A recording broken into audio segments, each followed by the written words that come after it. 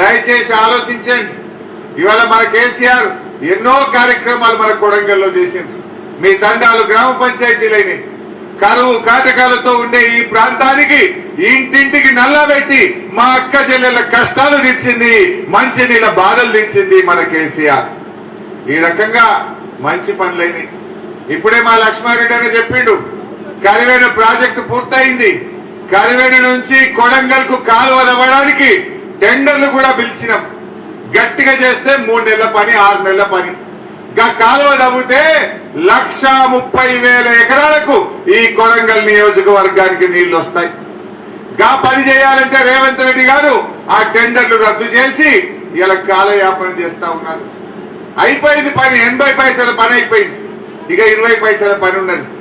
కాలువ రప్పన తవ్వితే ఏడాది లోపల ఈ కొడంగల్ కు కృష్ణా జలాలు తెచ్చే పెట్టే అవకాశం ఉంది. రేవంత్ రెడ్డి గారు ఆ పని చేయాలి. ఇవాళ కాంగ్రెస్ వాళ్ళ సంగతి కూడా మీకు తెలుసు ఏమైందో. ఎన్ని మాటలు చెప్పింది ఎలక్షన్ల ముంగట?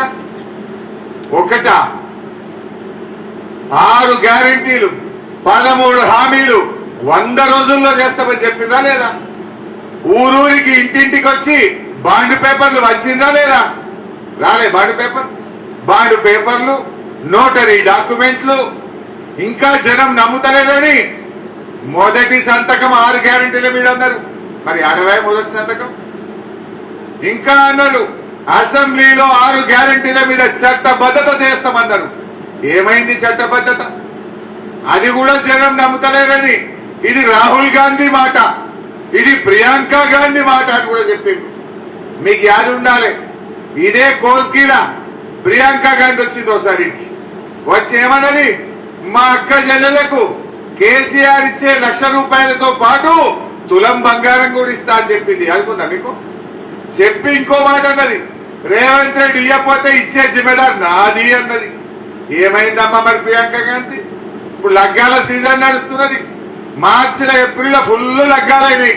వచ్చినారే కొడంగల్ ఎవరికైనా తులం బంగారం వచ్చిందా? మరి ఏ ముఖం పెట్టుకొని రేపు పోట్లాడుతారు? మాట చెప్పిన రేవంత్ రెడ్డి తప్పే. రేవంత్ రెడ్డి మాట తప్పితే నేను ఇస్తా, నా జిమ్మెదారన్నా ప్రియాంక గాంధీ గారు ఏడవాయి అయితే నేను అడుగుతా ఉన్నా. ఇది మోసం కాదా? 6 గ్యారెంటీలను నమ్మబలికి తిరిగి ఓడదాటిదాకా ఓడమల్లప్ప, ఓడదాటిదాకా బోడమల్లప్ప. డబ్బాల ఓట్లు పడంగానే ఎగబెట్టి చూస్తారా? ఒకసారి వీడియో చూపియాలా? రుణమాఫీ వీడియో పెట్టిపోయి ఒకసారి మా వాళ్ళకి యాద్ చేద్దాం. మళ్ళా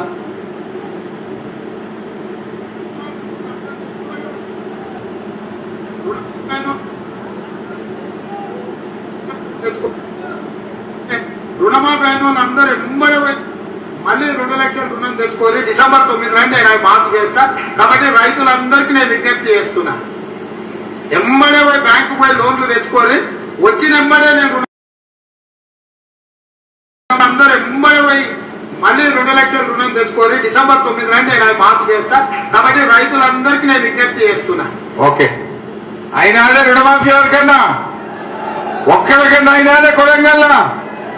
ఈ ముఖ్యమంత్రి నియోజకవర్గం కదా, ఇడగిట్టే అయిందేమో అనుకున్నా. అయిందా? మరి కుల్లం కుల్లా ఊర్లలో పోయి గదే చెప్పాలి. ఏమన్నాడు? రాగానే డిసెంబర్ 9వ తారీఖు నాడే 2 లక్షల రుణమాఫీ చేస్తా అన్నాడు. మనం ఊర్లలో పోయి గదే చెప్పాలి.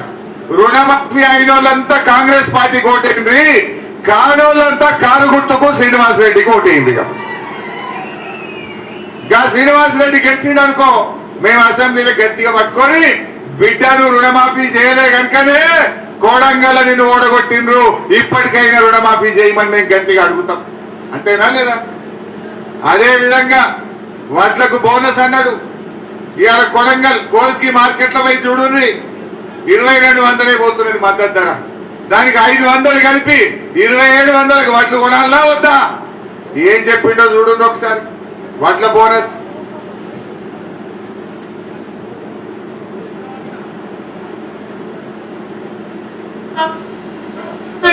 మద్దతు ధరకు మించి 2,500తో వడ్లు కొనే బాధ్యత, 2,500కు క్వింటాల్ వడ్లు కొనే బాధ్యత కాంగ్రెస్ పార్టీ తీసుకుంటుంది. అదేవిధంగా మొక్కజొన్న వచ్చినా 2500 వడ్ల కన్నా 2500 వడ్లు కొంటున్నారా? ఏం చెప్పిండే ఇప్పుడు 2500 కొనే బాధ్యత కాంగ్రెస్ పార్టీదని. మరి ఆడవే బాధ్యత? ముచ్చట్లన్నీ చెప్పి చక్కెర గుల చేసి ప్రజల్ని నమ్మించి ఓట్లేసుకొని ఇలా మళ్ళీ మోసం చేస్తా ఉన్నారు. వడ్లకు 2500 మోసం అయిందా లేదా? మరి రైతు బంధు ఏం చెప్పిండు? 15,000 ఇస్తా, ఇప్పుడు వస్తే 10,000, మేము వచ్చినాక వస్తే 15,000 అన్నాడు. వచ్చిన 15,000 ఎవరికన్నా? చూడు ఒకసారి అదేం చెప్పిండు. వ్యవసాయ పనులు మొదలయ్యే ముందే సంవత్సరానికి ప్రతి రైతుకు ఎకరాకు 15,000 రూపాయలు రైతు భరోసా పథకం కింద ప్రతి రైతును ఆదుకునే బాధ్యత కాంగ్రెస్ పార్టీ తీసుకుంటుంది. వ్యవసాయ పనులు ప్రారంభమయ్యే లోపే అన్నారా? సంవత్సరానికి ప్రతి వ్యవసాయ పనులు ప్రారంభమయ్యే లోపే ప్రతి రైతుకు ఎకరానికి 15,000 ఇస్తా అన్నాడు. పడ్డా ఎవరికన్నా? మీకు కోసుకిరా పడ్డాయా? మద్దూర్లా ఎవరికన్నా? మరి 15,000 10,000 కూడా పుట్టి ఇవ్వకపోయా. ఏమన్నాడు? వ్యవసాయ పనులు ప్రారంభమయ్యే లోపే ఇస్తా అన్నాడు. ఇప్పుడు కోతకు వచ్చినాయి వడ్లు, కల్లాలకు వడ్లు వచ్చినాయి, ఇంకా పురాగా రైతు బంధు పడకపోయా. ఇగో ఇది కథ. పడ్డాయా వడ్లు? వడ్లకు రైతు బంధు వచ్చినాయా? రైతు బంధు రైతులకు రాలే. అంటే దయచేసి ఇక్కడ ఉండేదందరూ రైతులే. నేను ఒక విషయం మీకు గుర్తు చేస్తా ఉన్నా. కేసీఆర్ ఉండగా రైతులకు ఏ మాట ఇచ్చినా చేసిండు. ఓట్ల ముందు చెప్పలే, మనం ఎలక్షన్లలో చెప్పలే, ఓట్ల కోసం చెప్పలే, ఓట్లు అయిపోయినాక చేసిండు కేసీఆర్. అసెంబ్లీలో చెప్పిండు ఏమని?